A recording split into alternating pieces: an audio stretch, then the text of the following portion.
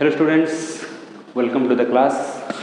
तो आज हम series and parallel combination of resistor से कुछ इम्पोर्टेंट क्वेश्चंस, कुछ न्यूमेरिकल्स, सर्किट प्रॉब्लम्स सॉल्व करेंगे। ओके, सीरीज कॉम्बिनेशन में हम फॉर्मूला पढ़ चुके हैं। ऐसा वाला फॉर्मूला रजिस्टर्स के लिए नेट रेजिस्टेंस इक्वल टू होता था R1 plus R2 plus R3, ऐसे जितने रजिस्टर्स हैं सीरीज में ये होता है नेट रेजिस्टेंस। अगर पैरेलल है केस तो 1/R equal to 1/R1 plus 1/R2 plus ऐसे। ओके, तो ये फॉर्मूले हम पढ़ चुके थे net resistance of the combination series and parallel case में। ओके, तो आज डिफरेंट क्वेश्चंस इससे प्रैक्टिस करते हैं। ठीक है, सबसे पहले है suppose a wire of resistance 4R is bent in the form of a circle. What is the effective resistance between ends of diameter? Okay, तो क्वेश्चन ऐसा है, एक वायर है, दिस इज द वायर, इसका पूरा रेजिस्टेंस है 4R। Suppose 4R इसका resistance है। अगर इसी वायर को हम एक सर्कल बना दें, इसको ऐसे बेंड करके अगर सर्कल बना दें और उसके बाद इसके डायमीटर के दो एंड्स, एक डायमीटर के दोनों एंड्स के बीच में अगर सपोज ये पॉइंट ए है, ये पॉइंट बी है, नेट रेजिस्टेंस निकालना है इन दोनों पॉइंट्स के बीच में नेट रेजिस्टेंस। ओके, एक बात, ये पूरा 4R है, ठीक है, तो अगर हम इसको सर्कल बना भी दें तो लेंथ तो वही है, एरिया ऑफ क्रॉस सेक्शन भी वही है, ठीक है, तो टोटल इसमें भी 4R ही है रेजिस्टेंस। पर अगर इसको हम ऐसे बेंड करके इन दो पॉइंट के बीच में अगर नेट रेजिस्टेंस मांगा है यहाँ पे, तो क्या होगा, अब ये हाफ सर्कल ये होगा 2R रेजिस्टेंस, ये नीचे का हाफ सर्कल ये भी होगा 2R रेजिस्टेंस। ऐसा क्यों? क्योंकि लेंथ के ऊपर डायरेक्टली प्रोपोर्शनल होता है। इसका अगर हाफ हो गया लेंथ तो ये रेजिस्टेंस भी हाफ होगा, तो यहाँ पे 2R और इसका भी 2R। अभी 2R वाले दो रेजिस्टेंस हो गए, कैसे कनेक्टेड हैं? अगर इन दोनों पॉइंट के बीच में निकाले नेट रेजिस्टेंस तो सीरीज, एक रजिस्टर का एक एंड इस पॉइंट पे, इस रजिस्टर का एक एंड इसी पॉइंट पे, और दोनों का एक एक पॉइंट इस पॉइंट पे, ठीक है, तो इसको हम क्या कहते हैं? Parallel combination. तो ये 2R और 2R दोनों पैरेलल कॉम्बिनेशन है। तो अगर यहाँ पे नेट रेजिस्टेंस निकालें, सपोज वो R डैश होगा net resistance, so that will be 1/2R plus 1/2R equal to 2R is the LCM, so it is 2, तो 1/R, ठीक है, तो R dash will be R। Clear है? तो this is the net resistance. अगर 4R होता है उसका, जब वायर था रेजिस्टेंस, और सर्कल बनाने के बाद अगर दो डायमीटर एंड पॉइंट्स पे अगर निकालें नेट रेजिस्टेंस तो वो R आएगा। ठीक है, ये पैरेलल कॉम्बिनेशन का ये एग्जांपल बोल सकते हैं। कुछ और क्वेश्चन देखते हैं। वैसे ही सर्किट, ये तो बहुत ही सिंपल वाला सा था, बहुत सारे कॉम्प्लिकेटेड सर्किट जैसे क्वेश्चंस भी आते हैं। जैसे सपोज सर्किट कुछ ऐसे है, हियर इट इज, एक सेल कनेक्ट है और बैटरी, यहाँ पे ये एक रजिस्टर, ये एक रजिस्टर, ठीक है, उसके बाद ये एक रजिस्टर है और ये एक रजिस्टर है, ठीक है, सबका वैल्यू दिया है कि ये बैटरी 6 वोल्ट पोटेंशियल डिफरेंस और वोल्टेज सप्लाई करेगा, और ये वाला रजिस्टर R1 है जिसका रेजिस्टेंस है 18 ओम। ओके, नेक्स्ट R2, ये 10 ओम है, this is R2 and this is 10 ohm. Clear है? Then R3 it is 5 ohm, R3 it is 5 ohm, ठीक है। नेक्स्ट है R4, ये भी 10 ohm, R4 this is also 10 ohm। तो क्वेश्चन है find voltage across R1। This is the question, find voltage across R1, इस पे कितना वोल्टेज होगा? वोल्टेज की कंसेप्ट ये है कि सीरीज कॉम्बिनेशन में डिवाइड हो जाता है बैटरी से निकलने वाला वोल्टेज, और पैरेलल में उतना ही रहता है, सभी में सेम रहता है। तो इस पे वोल्टेज निकालेंगे। तो ओम्स लॉ क्या कहता है कि वोल्टेज V = IR, ये ओम्स लॉ का फॉर्मूला है, पता है हमें। इस पे निकालना है वोल्टेज, ठीक है। उसको V1 नाम देते हैं, और R1 वो है उसका रेजिस्टेंस। हमें चाहिए करंट, यहाँ से जो करंट निकलेगा I, वो हमें चाहिए। अब कॉम्बिनेशन कैसा है ठीक से समझना है उसको। यहाँ से करंट निकला, इस पे भी I जाएगा, और ये पूरा का पूरा कॉम्बिनेशन इसके साथ सीरीज में है, सीरीज। इसके एंड से ये कॉम्बिनेशन कनेक्टेड है, इसका एंड। तो ये सीरीज, तो इस पे I, इस पूरे में I, और फिर वापस आएगा I। समझ में आ रहा है? ये सीरीज है, इसके साथ ये पूरा सीरीज में, तो इसमें I, ठीक है, इस पूरे में I, और फिर वापस आएगा वही I, ठीक है करंट। तो पहले हमें I चाहिए। I मिलेगा हमें जब ये नेट रेजिस्टेंस निकाल देंगे। तो नेट रेजिस्टेंस निकालते हैं, कैसे निकालेंगे? सीरीज R3 और R4 दोनों है सीरीज में, दिख रहा है। R3 R4 है series, R3 and R4 in series, clear है? तो अगर दोनों सीरीज में है तो दोनों का नेट रेजिस्टेंस कितना होगा? उसको नाम देते हैं R5, ठीक है, उन दोनों का नेट रेजिस्टेंस। तो डायरेक्टली प्लस होता है, तो 5 + 10, तो ये 15 ओम होगा। इन दोनों का कॉम्बिनेशन वो R5 है। ये R5 R2 के साथ पैरेलल दिख रहा है, R5 and R2 in parallel. ये R5 जो निकला हमें, बट नेट रेजिस्टेंस दोनों का ये इसके साथ पैरेलल, तो उनका कॉम्बिनेशन सपोज R6, तो 1/R6 = हो जाएगा 1/R2 + 1/R5। R2 मतलब कितना? 10, तो 1/10, R5 मतलब 15, तो 1/15, ठीक है। तो R6 हमें मिल गया how much? 150/25, okay, so it is 6 ओम, ठीक है। कैलकुलेशन ठीक है, ये एलसीएम गया, ऊपर गया, डायरेक्टली किया हूँ, ठीक है। 6 ओम R6 क्या है? R6 इस पूरे का रेजिस्टेंस। अब ये पूरा R6 R1 के साथ सीरीज में, R1 and R6 in series, तो नेट रेजिस्टेंस को R लेते हैं, तो वो हो जाएगा R1 + R6, ओके।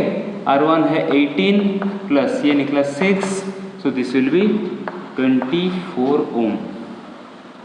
तो नेट रेजिस्टेंस 24 ओम है। तो करंट कितना मिलेगा यहाँ पे? I = V/R होता है, V हो गया 6 वोल्ट, R मिला 24, तो दिस विल बी 1/4 एम्पियर। इतना करंट आई जाएगा। तो इस पे भी वही आई जाएगा, तो V1 कितना होगा? V1 = IR1, मतलब 1/4 × 18, सो दिस विल बी 9/2 और 4.5 वोल्ट, ठीक है। ओम्स लॉ का फॉर्मूला यूज हुआ, 4.5 वोल्ट, ठीक है। कुछ मिस्टेक है?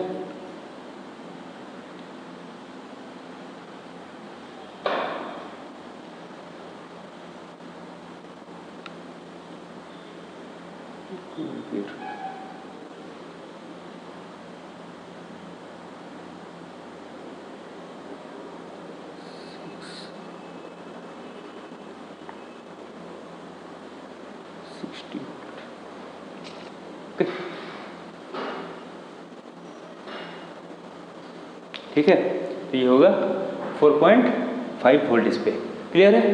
अच्छा, कुछ और सर्किट देखते हैं। सपोज सर्किट कुछ ऐसे दिया है, सीरीज,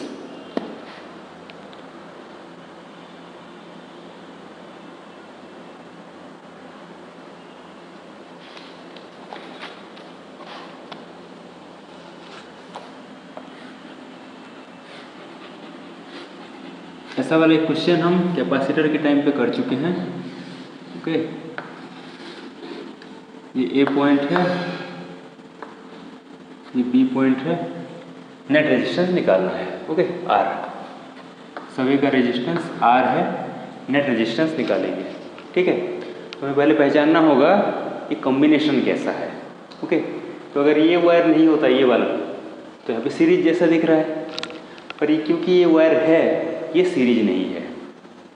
ओके, तो होगा क्या, सीरीज।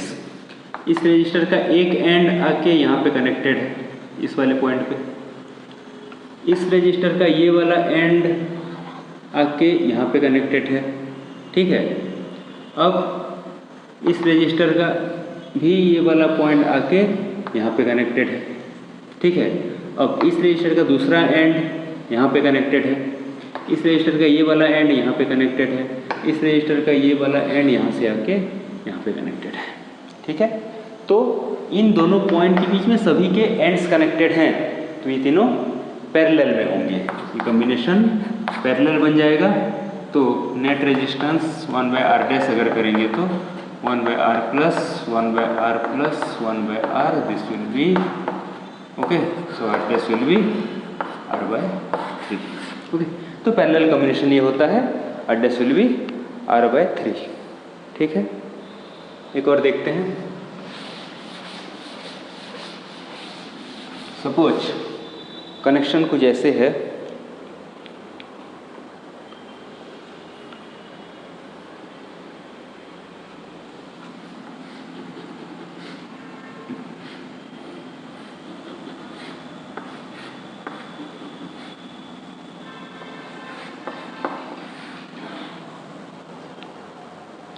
ये बैटरी है 100 वोल्ट।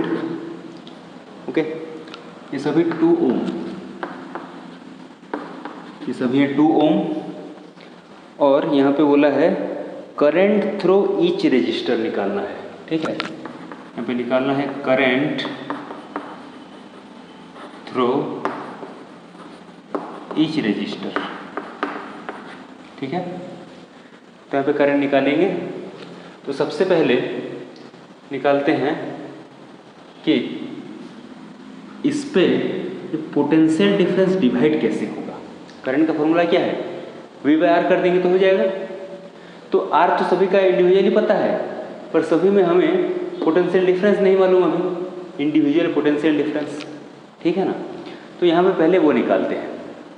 सपोज अच्छा कितना आएगा, ये कॉम्बिनेशन कितना बना है, ये कॉम्बिनेशन बना है, अगर इन दोनों का कॉम्बिनेशन अगर R आता है, R डैश आता है, तो 1/R dash equal to 1/2 plus 1/2 equal to 1, तो R dash equal to 1 ohm होगा।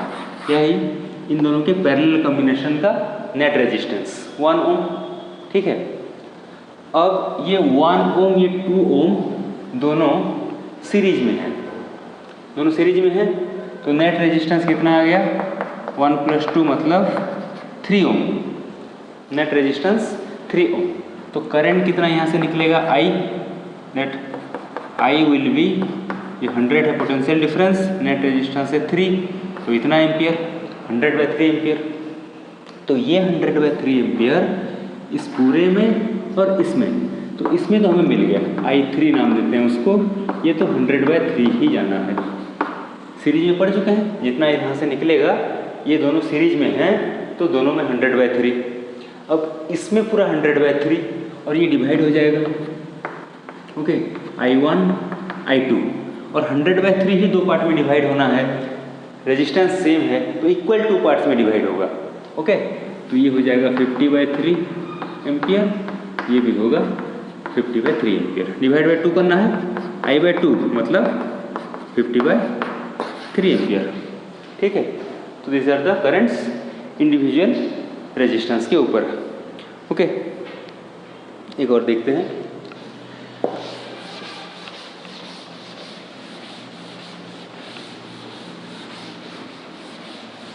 सपोज कनेक्शन ऐसे है,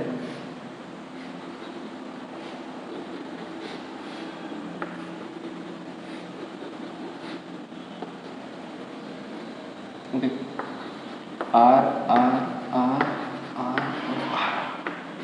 ठीक है, ए और बी पॉइंट के बीच में नेट रेजिस्टेंस निकालना है। तो सी यहाँ पे यूज होगा बैलेंस्ड व्हीटस्टोन ब्रिज वाला कंडीशन, एक बार पढ़ चुके हैं कैपेसिटर केस में। तो इसमें क्या होता है कि अगर ये दोनों और इन दोनों का रेशियो सेम आ जाए, यहाँ पे आ रहा है R/R मतलब 1, R/R मतलब 1, तो अगर ये रेशियो सेम आता है तो इस रेजिस्टेंस पे कोई करंट फ्लो नहीं होगा।